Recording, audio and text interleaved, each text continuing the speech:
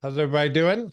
We are wrapping up 2024 and I'm by the way, good to see you, Mark and Manny.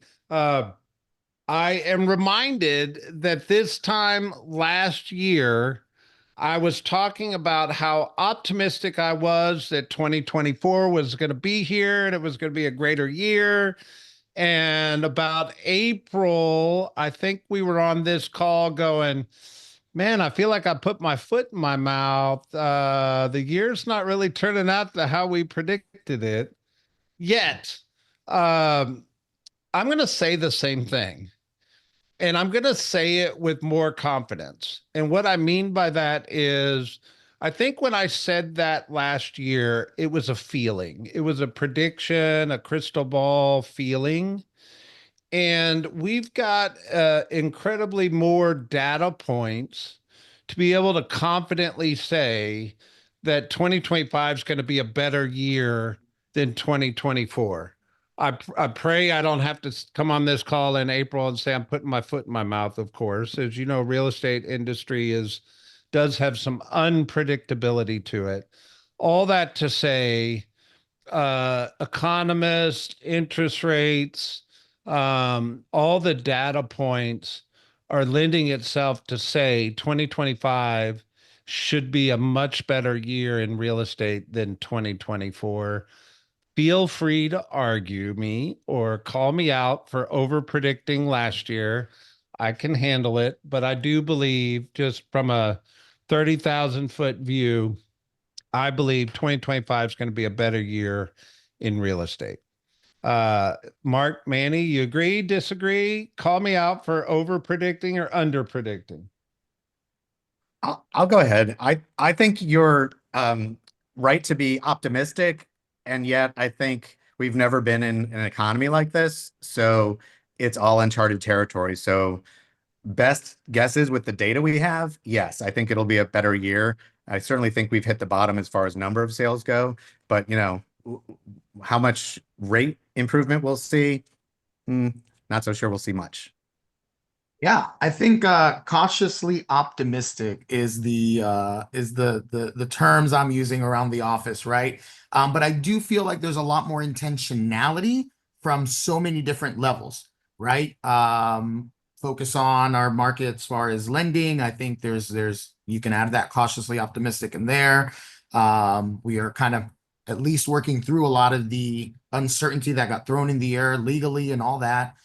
So yeah, I think there's a little more focus, and those professionals are coming and shining through. And I think we're going to hit this when we talk about the articles here. Yeah. Well, let's jump in outside of us giving our Wild West predictions here. All right. So we always like to start with the numbers. And I just want to remind you, the numbers are going to bounce around a lot at this time of year. Anytime there's a holiday, numbers get disrupted. So obviously, you saw during the week after Thanksgiving, the new active inventory was considerably down, and then it went back up as we predicted last week. But it looks like it's come back down, and this is a stat around how many new listings hit the market in the last 7 days. So still a good number, but my experience tells me some people might be saying, hey, I'm going to wait and put my house on the market after the first of the year. So I anticipate the next couple weeks for this number to probably bounce around a little bit. Yet, let's talk about some of the other numbers. So in Fulton County, 98 houses went under contract in the last 7 days, a little bit shy of last week's, but a lot better than 2 weeks ago. But overall, I'm going to make a general statement and say 100 houses a week are going under contract in Fulton County, which is a pretty healthy number considering the year we've had. And if you're not aware, you should acutely be aware that we've had some improvement in interest rates over the last 7 to 10 days, which should be translating to a little short term peak in demand. Um, 234 pending, and 229 closed out in the last 7 days. Pretty healthy numbers here. However, I have a talking point that I want to talk to everybody about real quick. One is, I believe on December 31st, you're going to see more expired listings than you've seen in years. And for whatever reason, people write December 31st in as an expiration date on listings. I believe there's going to be a considerable number of listings that are going to expire on December 31st. That's the first thing you need to be aware of. The second thing you need to be aware of, Mark and Manny, is a calendar. So I believe the amateur real estate agent won't even start working until January 6th, that first Monday. And I believe the professional real estate agent understands there's a 5-day head start between January 1st and when everybody else is going to start working, and will capitalize on that. And specifically, I think expired listings will be a big thing between January 1st and January 6th, when everybody else hadn't even started their year yet. And I think this is when, if you're tuned into this call, everything we talk about is language for top agents. Everything we talk about is about being a professional agent. And I believe you're going to see a big number pop here at the end of the year. Manny, Mark, anybody, what are your thoughts on amateur versus professional, and the way the calendar falls this year? Yeah, I would even say, the professional agents are probably not taking out the entire, Christmas through New Year's off either. They're, taking a few days off there, but they're keeping things going because they're gearing up for January. Because I do know a lot of our agents have a lot of listings coming up that people wanted to wait until after the first of the year. So they've been working with them to get them ready. And now you're going to see them all start to hit the market, as well as working the expireds. Brett, Yeah, I I will mean, add hunger to that. Hunger. Those professionals that are hungry are definitely not taking their foot off the pedal. They are in there. And guess what? Rick has been talking about it. We are going to get our unfair share if you are out there, because the agent that's tired right now is going, you know what? They said they're going to wait until the new year. Well, guess what? If you got the stats and you can prove it, show them why you're the one that needs to list it before, they're going to come to you. there you go. All right. DeKalb, same deal. Pretty low Thanksgiving week, popped the week after, mediocre last 7 days, and new active inventory. That's 391, 71 active under contract. Uh, Highest it's been in 3 weeks. So I could make a case interest rates might have affected that. I could make a case that people are trying to get houses under contract before the end of the year. But we had 134 sitting in pending status, and 160 closed out in the last 7 days, which is a pretty strong number.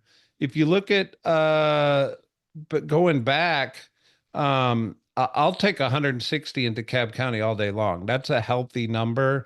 Do I think it's going to be better than November? Debatable. We had 119 this week in November. We'll see, right? I think December typically closes out historically better than November does. The question is, what does it compare to um, December last year? I think if I was throwing a wild guess out there, I think we're going to end up better than we did December last year. Yet it's still too early to tell.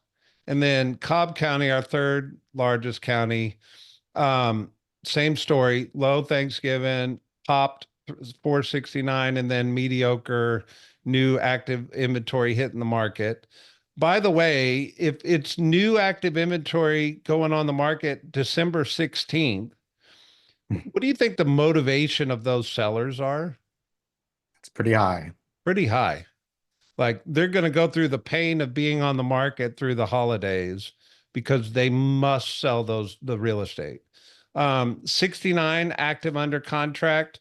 a little bit off in December compared to where we were flying in Cobb County. We were in the 80s in November, and it's in the 60s in December. So Cobb County looks to be moving a little slower than it was previously.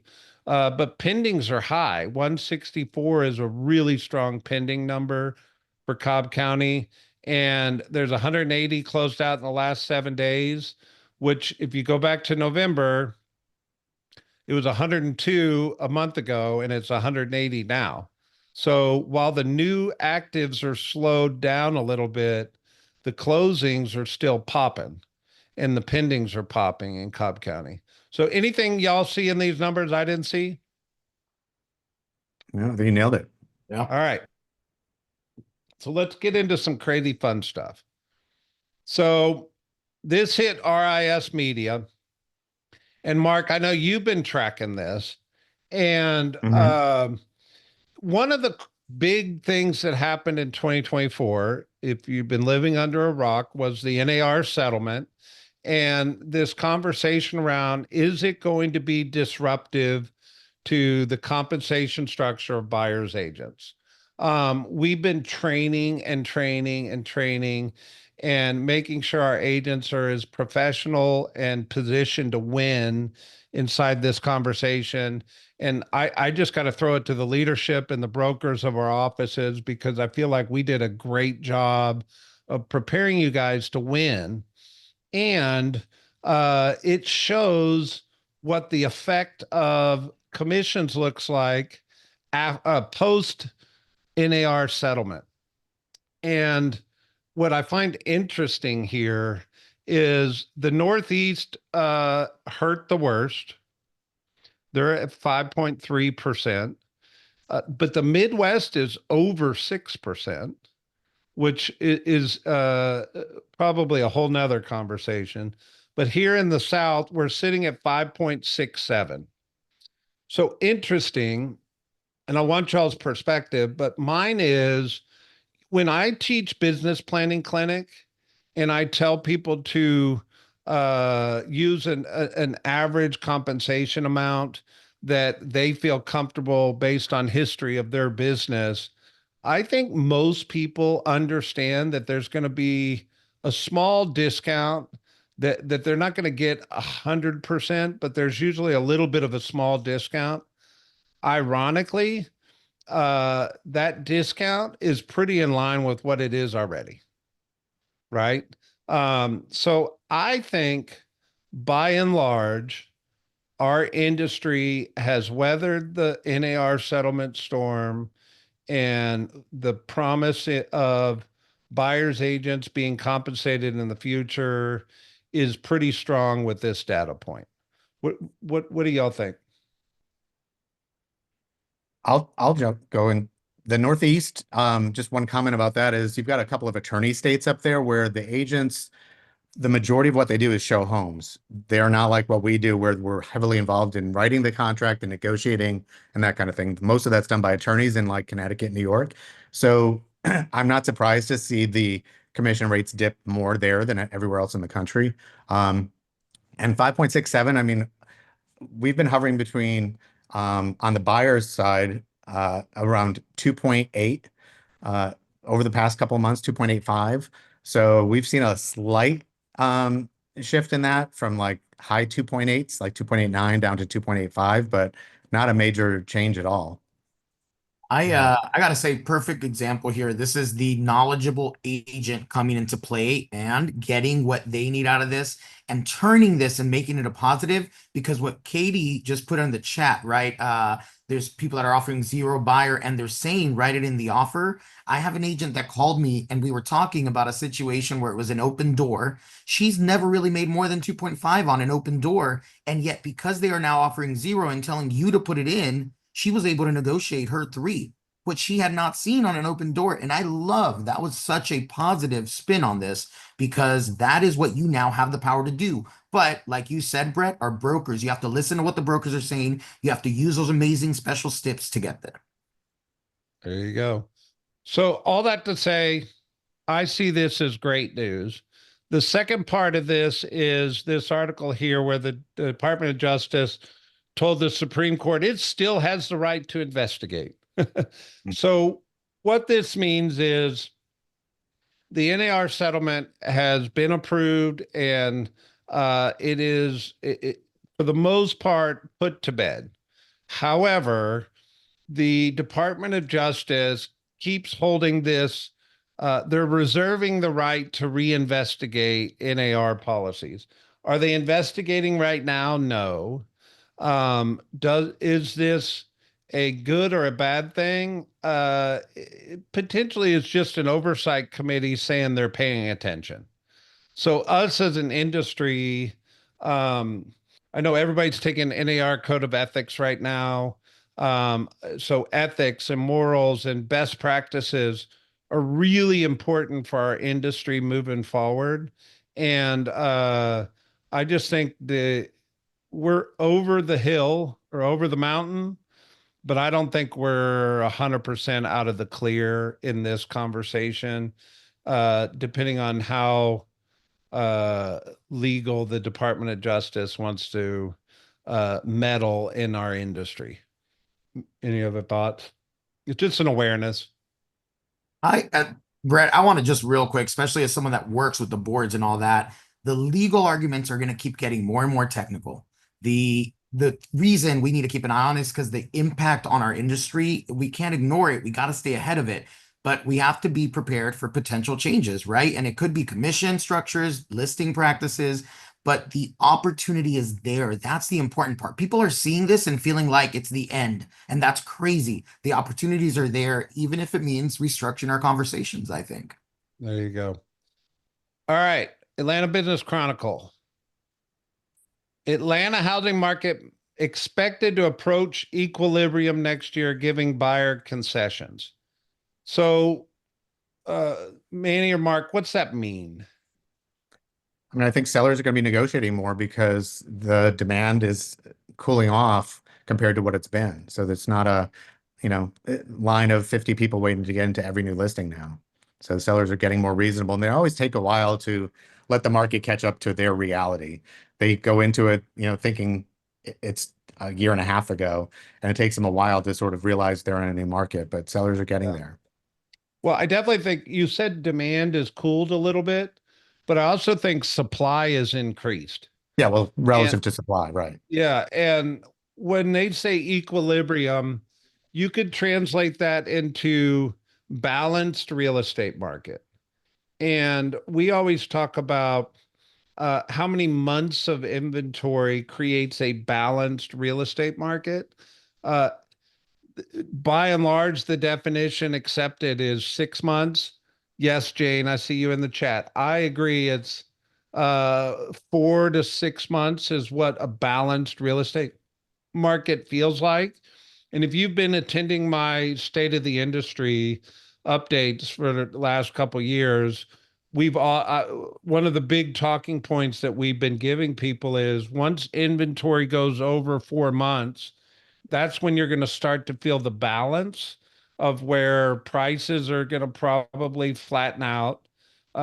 Sellers are going to be a little more open to concessions and negotiations and all that stuff. And I believe this to be a very true statement for 2025. And if you're listing a house today, what's the strategy? I think you've got to get real, get right with pricing. I think you've got to be able to set good expectations with a seller around, hey, we're not in the same real estate market you probably bought your house in and or your friend down the street sold theirs in. Any thoughts, guys? Yeah, I mean, I just think sellers are needing to have those expectations managed. And I think you're going to see a lot of buyers just asking for a lot more now. And, good buyers agents are going to help them navigate that because it really is market specific, right? Such a hyper local thing. And it depends on the price point, the product type, the location. So there's just a lot of factors that go into it because there are still some homes that are going under contract with multiple offers. So, it's very property by property, and this is why buyers and sellers need a professional to guide them. Yeah. And newsflash, I'm expecting this to be a big talking point in our January State of the Industry update. And I would love to hear from some great buyers agents and how they're strategizing through this. And I would love to hear from some great listing agents and how they're setting expectations and communicating around this. Because I believe that um, most people in real estate, Mark and Manny, probably have never sold in any real estate market but a seller's market. And I say that because you got to go back to almost the 90s, or I think the last balanced or even buyer's market is probably 20, 30 years ago. So most people in our profession these days have not been in real estate that long. So this is a new skill set, a new conversation, a new strategy that we want to get everybody prepared next year um, for that. And Cameron, you were right. You said we called this the year of the professional. Well, guess what? It's always the year of the professional. We just made it new again last year. um, but the keyword for 2025, you want me to spill the beans ahead of time. I'm not going to spill the beans yet. I'll tell you what it is in 2025. All right. So, incoming Atlanta Realtor Association, Chris Burrell on his goals and housing market predictions for 2025. Manny, you were in the meeting. Why don't you take this one? What's he predicting? Listen, there's a lot of excitement. I'll tell you. So I actually am a one of the executive members that he mentioned on here that joined as well. I'm a VP now for the Atlanta board as well. And it's a large membership of 13,000 plus people. So there is a calm and steadiness in the voice of Chris's responses in this that I think are very important to watch. The biggest thing is he has a focus on addressing affordability in the housing market and to make it approachable to those who don't feel the love. That is the reality. He also then wants to focus that sellers have to be more strategic with their pricing when it's coming to the market. Buyers will see more inventory in the market and we'll have that steady spring market next year. Focus on the Southeast region with migration was a big part of this article as well. And if you notice at the bottom, there's some rankings that put KW Southeast at the top. It's the place you want to be as KW right now, or really in the industry. But KW is bringing the tools that I think he mentioned in this article overall. There you go. Mark, any thoughts you'd add? I mean, I think it's going to be a new market for us. So I think we're speculating a little bit, but all signs point to it being stronger, from a supply standpoint. Interest rates aren't going to go way up. They might come down a little. So I think in general, the economic indicators are all positive. So I think we just have to kind of wait and see. I think Chris points to something that I'm feeling too. Yeah, we said you're a professional. I think it's like adaptable professional at this point, right? Like there are things on the horizon. We just have to make sure we keep our calm. And that's again the voice I heard here. Keep your calm. We're gonna get through it, right? And I think again, you lean into your team meetings, you lean in to your incredible offices to get that. There you go. Brett, Well, the other thing I'll just throw in real quick is, I think you have to create your own market, not be worried about what the market is going to do. Like, just keep doing the activities.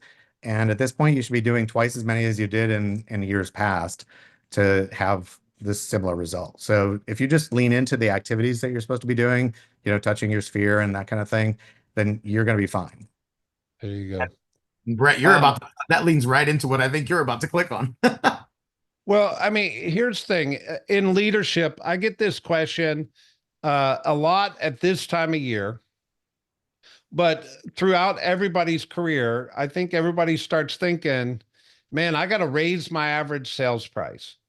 And I'm not going to go through this whole article, but my easy answer to how do you raise your average sales price It means you've got to get into relationship with people that live in higher price homes. Bottom line. You can't just start. Yeah, could you market your way to higher price property? Yes, you could. It would be a very expensive venture, but the reality is relationship is the natural way to raise your average sales price. And we'll pop this article in Circle. You can read it, but I want to make sure we wrap and hit on this article here. So I saw this in CNN actually this morning, and it says the median renter in America has a net worth of $10,400. The median homeowner's net worth is $400,000. And to me, if I have one thing that I want to accomplish in my span of my career in real estate, is I want our real estate professionals to gain the skill set of being wealth counselors to their database, to their sphere of influence, and help people understand that real estate in America is the number one wealth building vehicle, period. And it pains me when somebody says, I'm going to call a financial consultant, and they get somebody from like a Northwestern Mutual or insert company here, and the entire conversation they have with somebody around their financial future is void of real estate. And I think that's a giant mistake. One, two, I think us as professionals could be way better at helping people through financial consulting and understanding real estate is the largest wealth vehicle in America. And this is just evidence that tells that story. Mark, Manny, you're up. What do you think? One of the biggest tools I've seen to help people with this understanding is Brett Tanner from KW Wealth has a spreadsheet to do a 30-year plan. And when you add one property to that, you can see what your net income is or your net worth is going to do 30 years from now. And it's really, really powerful. So if you don't have that spreadsheet, I would take a look at that and see if you can kind of help people understand, but what adding one rental property could do for their long-term wealth. Brett, I want to add to this kind of what got me into real estate. I am a realtor that realizes how much of a gift we have. I, if I had the privilege of knowing about buying my first home, and then a realtor propelled me from being a homeowner into building wealth, that's a gift that we have. But then, as someone that got into the diversity sphere, we have the opportunity to open people's eyes into buying that first home. And we forget that sometimes. And yet, and even Chris mentioned it in his article, some of the best moments in real estate happen at that closing table when it's that first time home buyer and people have no idea what it takes to buy a home. Don't forget about that gift. That is one of those big whys for me and so many of you out there. And that's that thing that's going to get us through all these little hurdles. I think, Miney, you brought it up, so I'm going to throw this out there. I believe everybody should look at their database before the end of the year and identify 12 to 20 people that should absolutely buy their first house next year. And I would put them all in the room and have a conversation around wealth. And I would put them all in the room and show them the path of what it would look like to buy real estate. It might take some of them all year to do it. Some of them might do it in the first quarter, but at the end of the day, they're in your database, guys, because they haven't bought before. We're hearing the average age of a first-time home buyer is 38 right now. That's ridiculous, in my opinion. And if you just took on the challenge of identifying the 12 to 20 people in your sphere, and it may be the kids of people in your sphere, but say, I'm looking on a personal mission to help 12 to 20 people buy their first house in 2025. Who do I need to be giving counsel to help them accomplish that? I, first of all, that would make an amazing year for most agents to add 12 to 20 transactions to their already total, but it's the right thing to do. Make sense? All right, guys. Happy Monday. Enjoy the holidays. Love you. Have a great one, everyone.